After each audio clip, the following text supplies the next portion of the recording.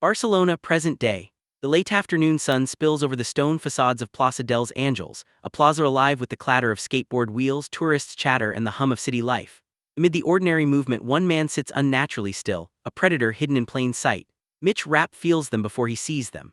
The subtle hum of surveillance presses at the edge of his awareness like a mosquito he cannot swat. It isn't paranoia, it's instinct, honed, tested, and proven on fields far darker than the sunlit streets of Spain. He knows he's being followed. The watchers have grown bolder in the last hour, shadows that flicker just beyond his peripheral vision. But Rapp refuses to look. The moment they know they've been made, they'll either scatter or attack, and he intends to dictate the terms of that engagement. Across the cafe table sits Greta Olmeyer, his girlfriend of a year, oblivious to the tightening net around them. She's poised, elegant, a Swiss woman with Nordic beauty that draws attention wherever she goes. To strangers, she's simply a striking blonde enjoying a sangria with her lover. To Rapp, she's both a comfort and a complication. Greta knows pieces of who he really is enough to sense when something's wrong. She asks him what's the matter, her question delivered in fluent French, the language they've agreed to use in public. His passport says he's a Frenchman. Like most things about Mitch Rapp, it's a lie.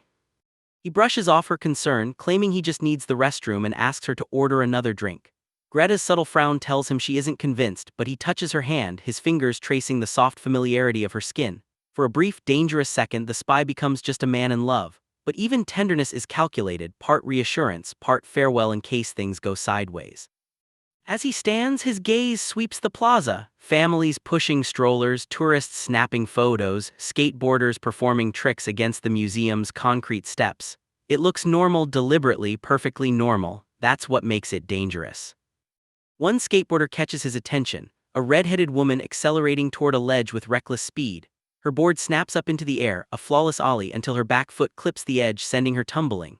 Rapp moves on instinct. Years of lacrosse and jiu-jitsu collapse into a single motion as he intercepts her fall, absorbing the impact with his back and protecting her head. The collision draws stares and laughter from onlookers. She apologizes in rapid Spanish. He doesn't understand, blushes, and hugs him before retrieving her board. To everyone else, it's a harmless accident. To Rapp, it's confirmation that the plaza is too crowded, too unpredictable, too exposed. Greta, not smiling when he looks back, he gives a small, disarming grin and excuses himself into the museum.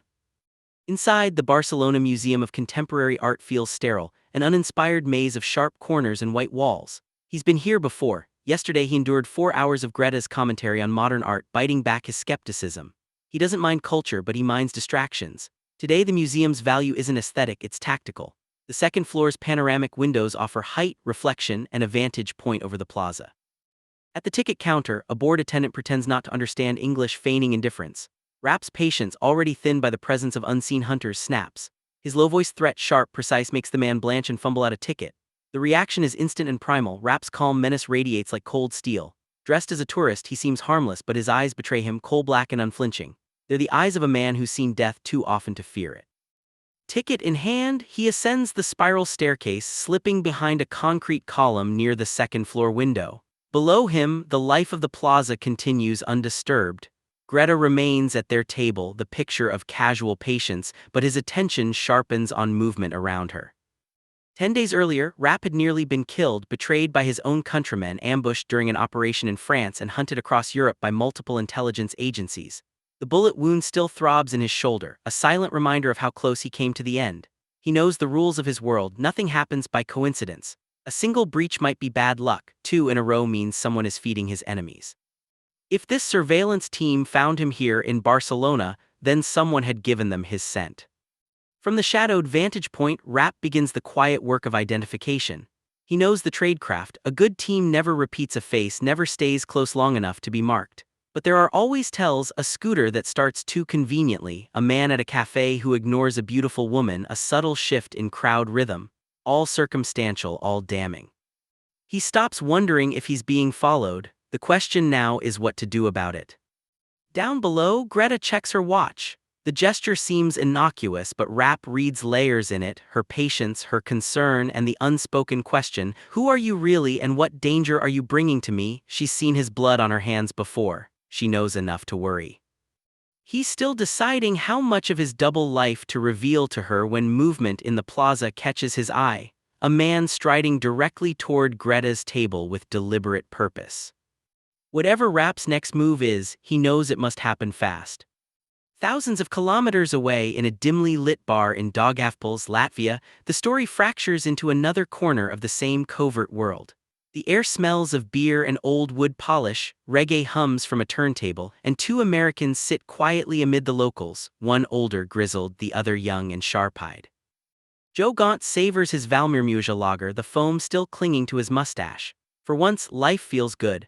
No mud, no gunfire, no aching muscles beneath a rucksack, just a quiet European bar and the deceptive calm that comes between storms.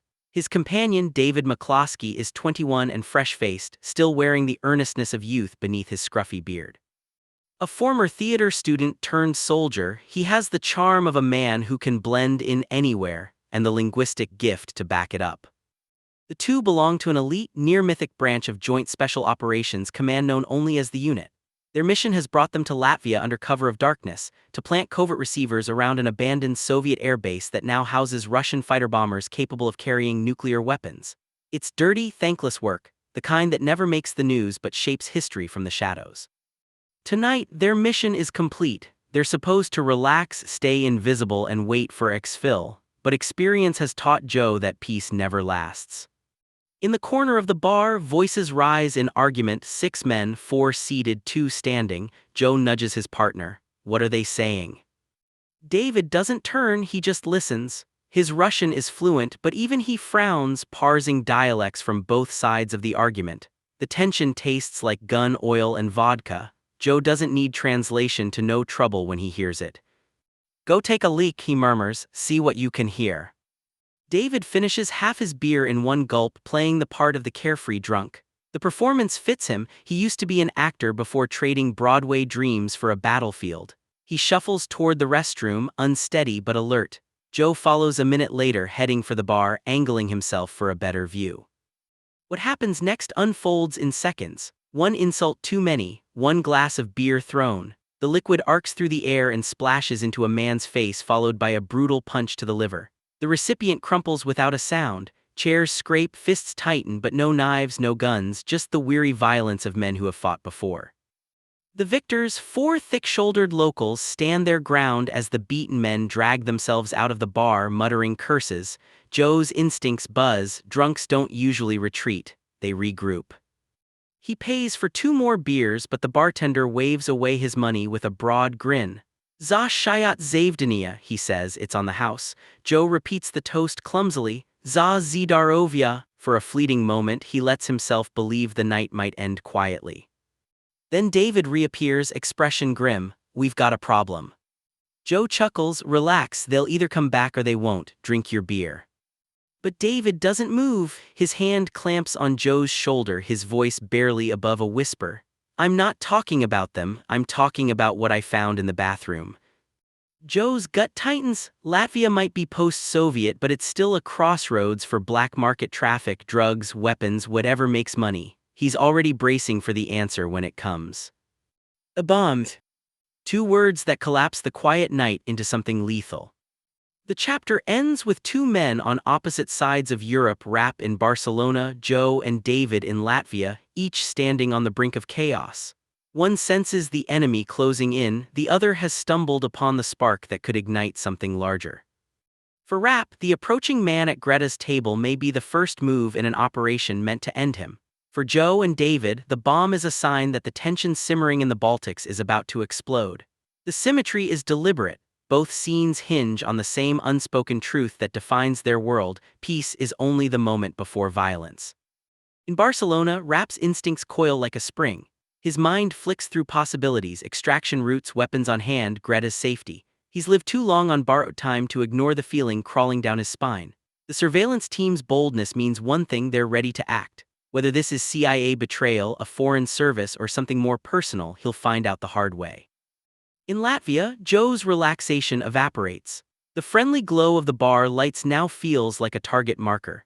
His trainees' discovery can only mean that their mission, once a quiet intelligence operation, has intersected with something darker, possibly orchestrated by the same unseen hands that have Rapp in their sights. Both threads vibrate with the same tension. seasoned warriors sensing the trap but walking into it anyway because that's what their work demands. One man follows instinct through crowded city streets, another reads danger in a foreign language. The stage is global, the players are shadows, and neither yet knows that their stories are about to converge.